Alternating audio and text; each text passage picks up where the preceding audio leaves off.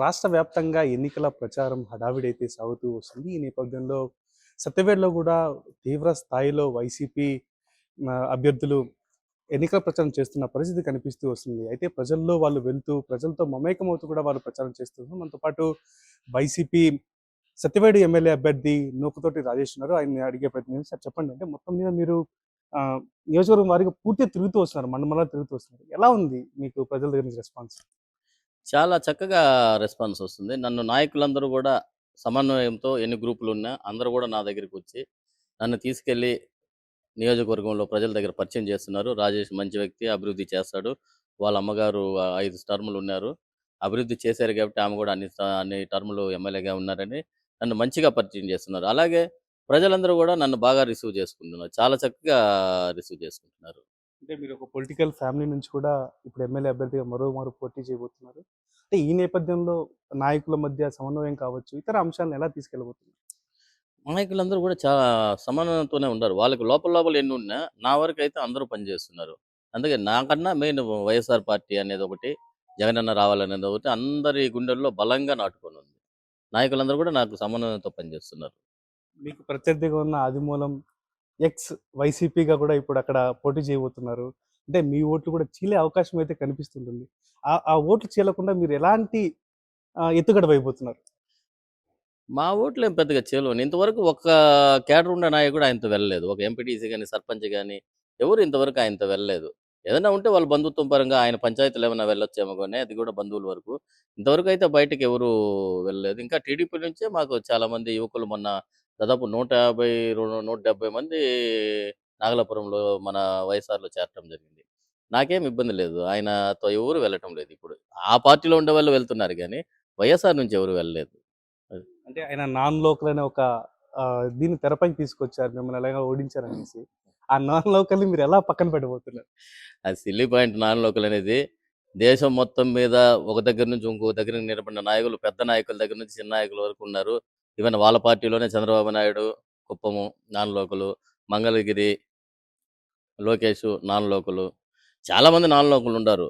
అది non local అనేది నాకసలు వర్తించదు. ఎందుకంటే నేను ఆల్రెడీ అక్కడ 1 ఇయరు అమ్మ అక్కడ క్లినిక్ పెట్టారు. నేను 5వ తరగతి అక్కడ చదివాను. నాకు బంధుత్వాలు గూడా ఎక్కువుండాయి. నా ఫ్రెండ్ సర్కిల్ గూడా అక్కడ ఎక్కువుంది. నాన్ లోకల్ అనేది అభివృద్ధిలో సంబంధమే లేదండి. కావాల్సింది ప్రజలకి అభివృద్ధి, వాళ్ళకి సేవ. దానికి లోకలా, నాన్ లోకల్ అనేది నాకు పరిధి ఉండదు. నేను తిరుపతిలో ఉన్నాను ప్రెజెంటు. నేను తిరుపతిలో కొన్ని వేల మందికి స్పోర్ట్స్‌కి ఫ్రీగా చేశాను. జన్ స్పోర్ట్స్ అకాడమీ కిరణ్ నేను. మరి ఏ ఉద్దేశంతో నేనిక్కడ అభివృద్ధి స్పోర్ట్స్‌కి నేను హెల్ప్ చేశాను. అభివృద్ధిలో ఎటువంటి తేడా ఉండదు. లోకలా, నాన్ లోకల్ అనేది. నాకు చూస్తారు గదా ప్రజలందరూ గూడా నన్ను. చూద్దాం. మీ చిన్నమ్మ దగ్గర నుంచి, అంటే కుద్దులమ్మ గారి దగ్గర నుంచి మీరు ఎలాంటి నడవడికలు నేర్చుకున్నారు? ఆమె దగ్గర నుంచి ఎలాంటి రాజకీయ పాఠాలు నేర్చుకొని మీరిప్పుడు ముందుకెళ్ళబోతున్నారు? ఖచ్చితంగా ఆమె దగ్గర సింప్లిసిటీ. ఆమె ఒక ఎమ్మెల్యేగా, మినిస్టర్‌గా ఉన్నా, డిప్యూటీ స్పీకర్‌గా ఉన్నా చాలా సింపుల్‌గా ఉండేవాళ్ళు. పాత వాళ్ళందరికీ తెలుసు ఎంత సింపుల్ ఆమె అనేది. చాలా సింపుల్‌గా ఉన్నారు. ఆ సింప్లిసిటీనే మేము నేర్చుకున్నాము. అలాగే నీతి, నిజాయితీ తను మాకు నేర్పింది. తను ఉండింది గూడా అలాగే ఉండింది. నీతి, నిజాయితీ. నేను గూడా అలాగే మాకు నేర్పింది గూడా అదే. అభివృద్ధిలో ఉండటము ఇవే నేర్పారు మాకెక్కువ. ఖచ్చితంగా ఆమె నేర్పిన పాఠాలు మాకు పనికొస్తాయి. లేదంటే ఆమె 5 సార్లు ఒక ఎస్సీ మహిళగా 5 సార్లు ఎమ్మెల్యేగా ఉండటం అంటే అది చిన్న విషయం కాదు ఒక ఆంధ్రప్రదేశ్‌లో.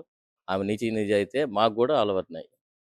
అంటే మొత్తానికి ఈసారి ఎన్నికలు మీ మధ్య, ఆదిమూలం మధ్య ఎలా ఉండబోతుందని మీరు భావిస్తున్నారు? నాకైతే ప్రస్తుతానికైతే వన్ సైడే కనిపిస్తుంది.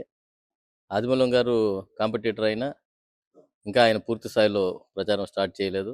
మేమైతే స్టార్ట్ చేసి దాదాపు 20 రోజులు, 25 రోజులు అయిపోయింది. ప్రజల నుంచి కూడా మంచి స్పందన వస్తుంది. అది ఆదిమూలమా, లేదు వాళ్ళు క్యాండిడేట్ మారుతారా, ఇంకోటా అనేది మాకు అనవసరము. మా జగనన్న ఉన్నాడు. ఏ క్యాండిడేట్ అయినా మాకు మా సంక్షేమ పథకాలు వెన్నుదన్నుగా ఉన్నాయి. అలాగే మా నీతి, నిజాయితీ మేము చేసిన గంగాధరంలో చేసిన అభివృద్ధిని ఈ నాయకులందరూ కూడా అక్కడ కనుక్కుంటున్నారు. ఇలా రాజేష్ వచ్చాడు, ఎలా ఉన్నాడు, ఎలా ఉంటాడు అని అడిగితే వాళ్ళందరూ కూడా మంచిగా చెప్తున్నారు. మా నాయకులు కూడా నన్ను చెప్తున్నారు. మీ గురించి మంచిగా చెప్తున్నారు. మాకు అభివృద్ధి చేయండి అని. ఖచ్చితంగా నాకు ఏ అభ్యర్థి అయినా సత్యవేడులో వైసీపీ జెండా ఎగరేసి మా జగనన్నకి, పెద్దిరెడ్డి గారికి కానుకగా ఇస్తాను. సత్యవేడులో మీరు తీసుకువెళ్ళబోయే అజెండా ఏంటి? మీ పార్టీ తరపున ఎలాంటి అజెండాతో మీరు ముందుకెళ్ళి ప్రచారంలో పాల్గొనబోతున్నారు? మెయిన్ అజెండా అయితే అక్కడ నాన్ లోకల్‌కి ఎక్కువ ఉద్యోగాలు ఇస్తున్నారు శ్రీ సిటీలో అనేది ఉంది. అది నేను ఖచ్చితంగా జగనన్న దగ్గరికి తీసుకెళ్తాను. అది నా ఒక్కడి చేతిలో ఉండేది కాదు కాబట్టి, జగనన్న దగ్గరికి తీసుకెళ్ళి, ఖచ్చితంగా అది ఒక ఇది పెట్టి, లోకల్‌కి ఎక్కువ శాతము ఉద్యోగాలు ఇచ్చేటట్టు నేను ఏర్పాటు చేస్తాను ఖచ్చితంగా పెద్దల దగ్గరికి తీసుకెళ్ళి. అలాగే అక్కడ నేను తిరిగిన దగ్గరంతా రోడ్సు, డ్రైనేజులు, శ్మశానాలకి దారులు చాలా అధ్వానంగా ఉండే. ఎక్కడా లేవు చాలా వరకు. మరి ఎందుకు అలా ఉండిందో నాకు తెలీదు. ముందు ఎమ్మెల్యే ఏం చేసాడో నాకు తెలీదు. ఈవెన్ గంగాధర్ నెల్లూరులో జరిగిన అభివృద్ధి కూడా అక్కడ జరగలేదు. మరి ఆయన ఎందుకు అలా చేసాడో మరి ఏమో నాయకుల్ని అడిగితే మేమన్నీ తీసుకెళ్ళాం ఆయన దాకా. ఆయనేమి మాకు చేయలేదు అంటున్నారు. ఖచ్చితంగా అభివృద్ధి అనేది ఫస్ట్ ప్రయారిటీ నాకు అభివృద్ధే. మళ్ళీ నాయకులు. ముందు అభివృద్ధి నాయకుల ద్వారా అందరిని కలుపుకొని నాయకులు ఏం చెప్తారో అభివృద్ధి వాటిని ఫస్ట్ నేను చేస్తాను. ఆ రోడ్సు, డ్రైనేజెస్, శ్మశానాలు మాత్రం నేను అన్నీ నోట్ చేసుకుంటున్నాను. నేను మళ్ళీ గూడా గెలిచిన తర్వాత ఒక 2 నెలలు, 1 మంత్, 2 మంత్స్ గ్యాప్‌లో మళ్ళీ ప్రతి పంచాయతీ నేను తిరుగుతాను. చివరగా నవరత్నాల పైన ఎలాంటి స్పందన వస్తుంది? అంటే ఇప్పట్లో పెన్షన్ ఇష్యూ కూడా జరిగింది. అది కేవలం ప్రభుత్వమే అడ్డుకుందని కూడా ప్రతిపక్షాలు వాదిస్తున్న పరిస్థితి కనిపిస్తుంది. దానిపైన మీరు ఎలా స్పందిస్తారు? ఇప్పుడు నవరత్నాలు చాలా చక్కగా పనిచేసింది మాకు. ఎందుకంటే దాంట్లో ఉన్న నవరత్నాల్లో ఉన్న పథకాలన్నీ గూడా జగనన్న అమలు చేశాడు. అవి కాకుండా దాదాపు 30 పథకాల దాకా అమలు చేస్తున్నారు సంక్షేమ పథకాలు. ఈ పెన్షన్ అనేది గవర్నమెంట్ ఎందుకు ఆపింది? అది చంద్రబాబు నాయుడు గారు నిమ్మగడ్డ ద్వారా వేపిచ్చి ఎలక్షన్ కమిషన్‌కి ఆయన వాలంటీర్స్ ఇన్వాల్వ్ కాకూడదని చెప్పినారు. దానివల్ల వీళ్ళు వెళ్లి సచివాలయంకి వెళ్లి తీసుకోవాల్సి వస్తా ఉంది. గవర్నమెంట్‌కి దానికి సంబంధమే లేదు. సచివాలయానికి వెళ్లి వీళ్ళు తీసుకునే ప్రాసెస్‌లో దాదాపు వృద్ధులు దాదాపు 40 మంది దాకా చనిపోవడం జరిగింది. ఇప్పుడు ఈ ఆంధ్రప్రదేశ్‌లో. ఆ పాపమంతా కూడా చంద్రబాబు నాయుడు ముట్టగట్టుకోవాల్సొస్తుంది. వృద్ధులంటే ఆయనకి అంత చులకనగా ఉంది. వాళ్ళ ఎమ్మెల్యేలు ఒప్పుకున్నారు. మేమే ఆపిచ్చాము. మేమే వాలంటీర్ల వ్యవస్థని ఆపిచ్చాము. ఏమి వాళ్ళెళ్లి తీసుకోవచ్చు గదా! అని నిన్న గూడా నేను ఒక వీడియో చూసాను. ఒక ఎమ్మెల్యే గారు ఎవరో అన్నారు టీడీపీలో. ఏమి వృద్ధులు వెళ్లి తీసుకోలేరా? ఏమి పెన్షన్ ఇంటికాడికి తీసుకోకపోతే చచ్చిపోతారా? అని మాట్లాడాడాయన. కాబట్టి ఇది ఖచ్చితంగా ప్రతిపక్షాల కుట్రే గాని, జగనన్న ఎప్పుడు గూడా వాళ్ళకి ఇంటికాడికి చేరుస్తుంటాడు. అది. చివరగా ఇంకో ఇండస్ట్రియల్ కారిడార్‌ని ఏమన్నా మీరు తీసుకొచ్చే అవకాశం ఉందా? ఒక శ్రీ సిటీ లాంటిది.